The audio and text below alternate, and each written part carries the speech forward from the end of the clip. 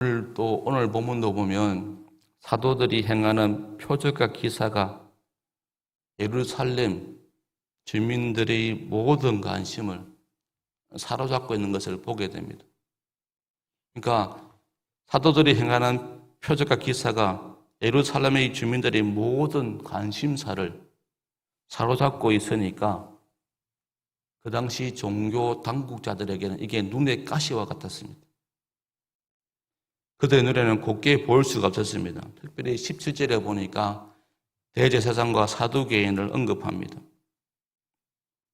당시 이들은 예루살렘의 종교와 정치, 전반적인 상황들을 쥐락펴락하는 권세가들이었습니다.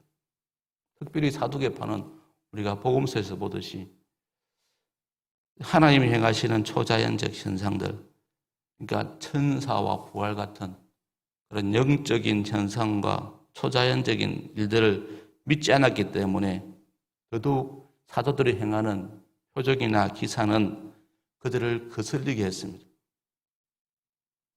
또 이뿐 아니라 분명히 앞서 그들을 신문하고 나와줄 때 다시는 예수 이름으로 가르치지 말라고 공회가 명령했는데 이것도 지금 어기고 있습니다.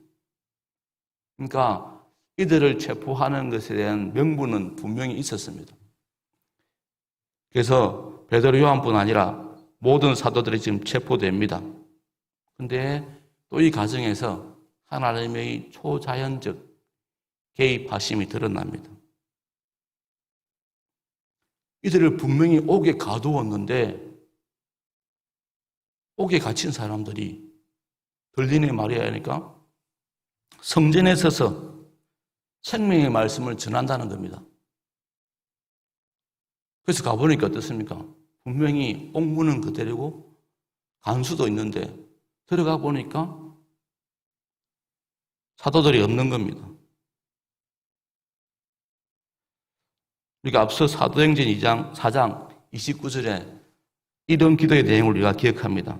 주여 이제도 그들의 위협함을 굽어보시옵고 또 종들로 하여금 담대히 하나님의 말씀을 전하게 하여 주시오며 이렇게 기도한 그 기도 내용이 지금 이루어지고 있는 겁니다. 이 기도의 응답하심이 지금 또다시 나타나고 있는 겁니다. 더 놀라운 것은 주의 사자는 사도들에게 예루살렘을 떠나서 도피하라고 말하지 않습니다. 대신 새벽에 다른 사람의 눈에 띌 수밖에 없는 당국자들의 눈에 띌 수밖에 없는 성전에 서서 생명의 말씀을 전하라고 지금 명령합니다. 지금 말씀 전하는 성전은 공회에서 불과 400m. 그러니까 우리 교회로 치면은 저기 다이소 정도 아니면 이쪽으로 가면 반도 유볼 아파트 정도의 거리밖에 안 됩니다.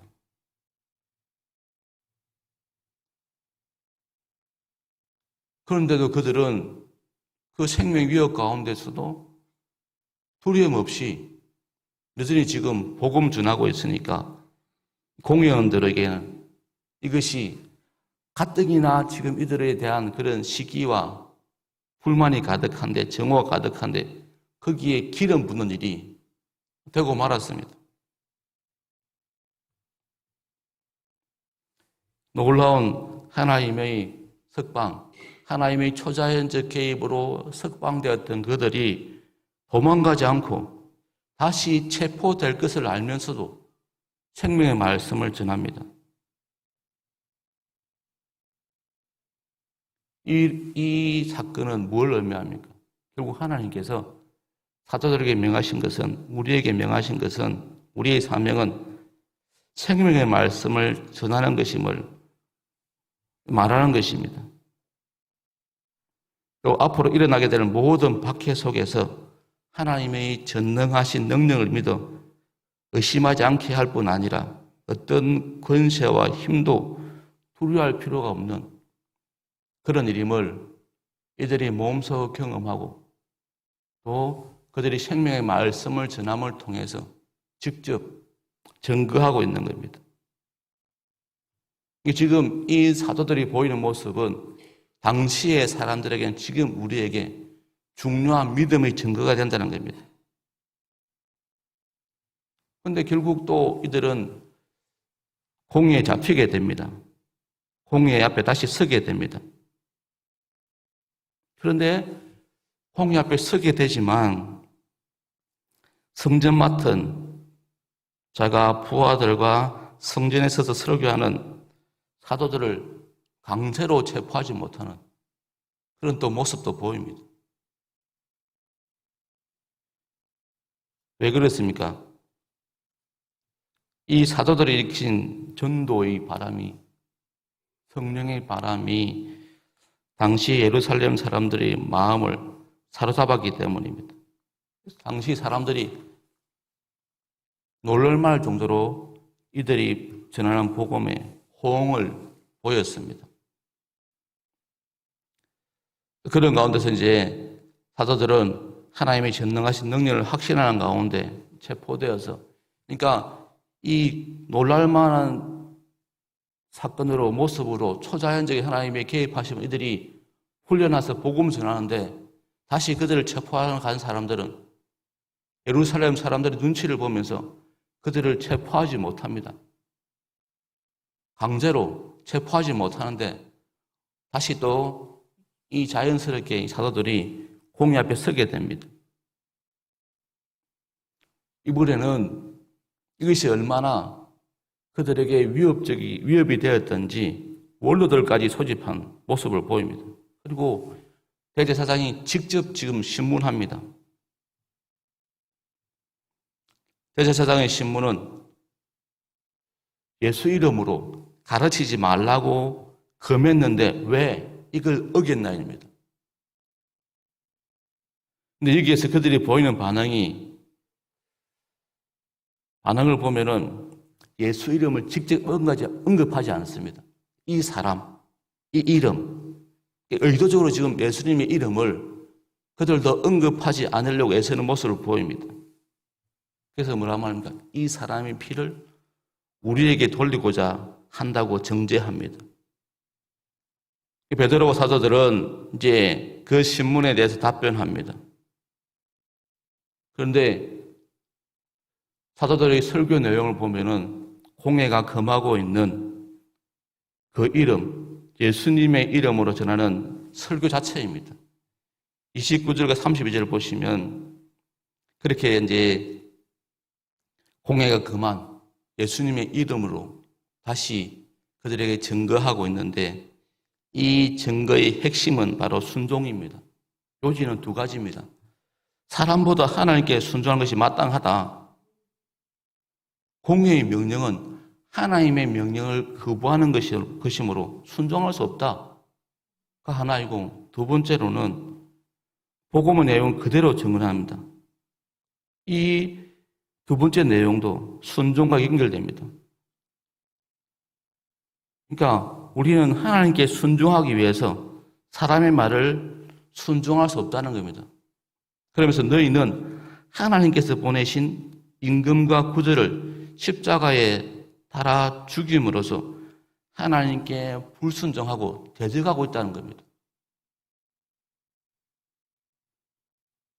이렇게 자신들의 순종하는 모습과 지금 하나님을 알면서도 하나님이 보내신 예수 그리스도에 대해서 불순종하는 공회원들과 당시 종교 당국자들을 대조하면서 사도들이 분명히 증거하고 있습니다. 그러니까 지금 공회원들은 사도들을 예수 이름으로 복음 전했다고 그렇게 신문하는데 사실은 누가 신문당하고 있습니까? 오히려 자세히 보면은 사도들이 이제 공회원들을 종교당국자들이 신문하고 있는 그런 역전의 모습을 보입니다. 하나님 대신해서 하나님이 보내신 예수 그리스도를 믿지 않는 그들을 지금 신문하고 있는 그런 모습을 우리가 보고 있습니다. 대제사장은 다시 이 사람의 피를 우리에게 돌리고자 한다고 정죄했는데 사도들은 너희가 나무에 달아 죽인 예수라고 함으로써, 그러니까 하나님이 임금과 구주로 삼으신 예수를 저주한 자는 바로 당신들이다 라고 지금 분명히 선언하는 것입니다.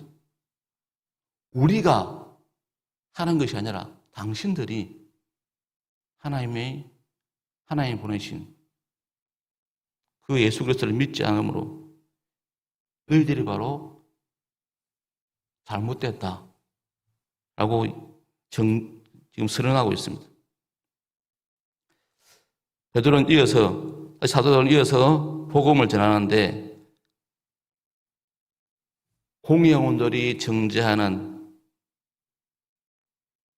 그 모습이 아니라 그 정죄의 속에서 복음을 선포합니다. 공의원들이 죽인 예수를 하나님께서 살리셨다고 예수님의 부활 사건을 증거합니다. 그리고 하나님께서는 회개와 제사함을 주시기 위해서 예수님을 높여 임금과 구주로 삼았다고 그렇게 말하고 있습니다. 앞서 계속 해오던 설교의 내용을 그대로 지금 이야기하고 있습니다. 사도들은 회개와 제사함이라는 선물을 받으라고, 하나님이 허락하신 선물을 받으라고 오히려 공회원들에게 지금 복음을 전하는 모습을 보입니다. 우리 안에서 회개가 시작되게 하신 분도 주님이고, 또 우리로 하여금 믿음 안에서 계속 나아가게 하신 분도 그리스도이기에, 이들의 설교는 결국 회개와 제사함은 하나님의 선물임을 다시 한번 공회 앞에서 증거하고 있습니다. 이 일을 위해서, 회개와 제사함을 위해서 하나님께서 예수님을 임금과 구주로 삼았다는 겁니다. 그리고 자신들은 이 일에 정인을 뿌리라는 겁니다. 사도들은 그들의 정체성을 분명히 가지고 지금 생명의 위협 앞에서도 담대하게 지금 복음을 전하는 모습을 보입니다. 그러면서 또 다른 정인이 계심을 말합니다. 하나님께서 당신에게 순종한 사람들에게 주신 성령님을 이야기합니다.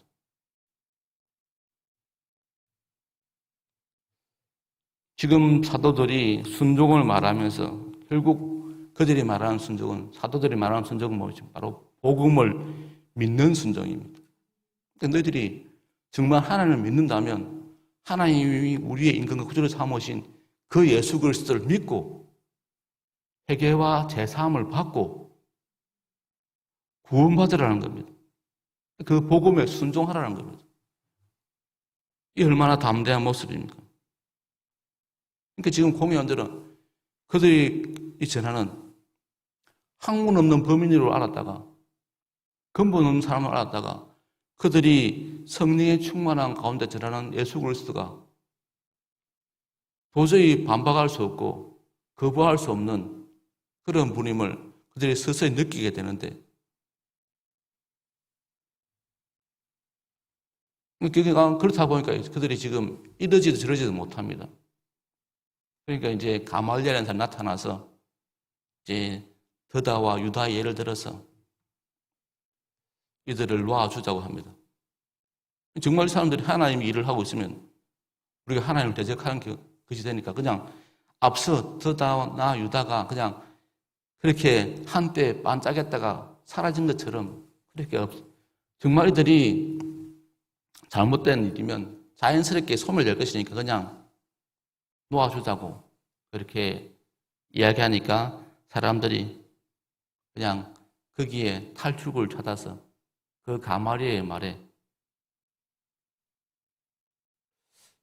이제 받아들이면서 이들을 놓아줍니다. 사도를 놓아준대. 사도는 여전히 오늘 42절 보니까 듭니까? 날마다 성전에 있든지 집에 있든지 예수는 그리스도라고 가르치기와 전도하기를 그치지 않았다고 이렇게 이야기하면서 본문을 맺고 있습니다. 하나님께서 이 일을 하고 있으면 우리가 보게 되어집니다. 우리도 우리의 삶 가운데서 바로 예수 그리스도가 우리의 구원자임을 또한 사도들의 증거처럼 회개와 제사함을 통해서 하나님의 구원을 선물로 받으라고 선포하게 해달라고 같이 기도하시겠습니다. 하나님, 오늘 하루 내가 만나는 사람들 가운데 나도 사도들과 같이 예수를 그리스도라고 복음 전할 수 있는 내가 만나는 사람들에게 복음에 순종하라고 증거하게 해달라고 같이 기도하시겠습니다. 하나님, 우리를 통해서 복음에 순종하는 사람들 날마다 더하게 해달라고 우리 구포교회 공동체를 통해서 이 복음에 순종하는 하나님이 우리에게 활약하신 예수 그리스도를 말미암아 회개와 제사함을 받고 날마다 믿는 자가 다할 수 있기를 같이 기도하시겠습니다. 그리고 또한 우리가 이 복음을 담대히 전할 수 있기를 같이 기도하시겠습니다. 우리가 코로나 때문에 이 복음 전하는 것이 어려워졌는데 다시 우리가 하나님이 주신 성령의 충만함을 통해서 이 복음을 담대히 전하는 내 가까운 사람들에게 이 복음을 담대히 전하는 삶을 살게 해달라고 같이 기도하시겠습니다.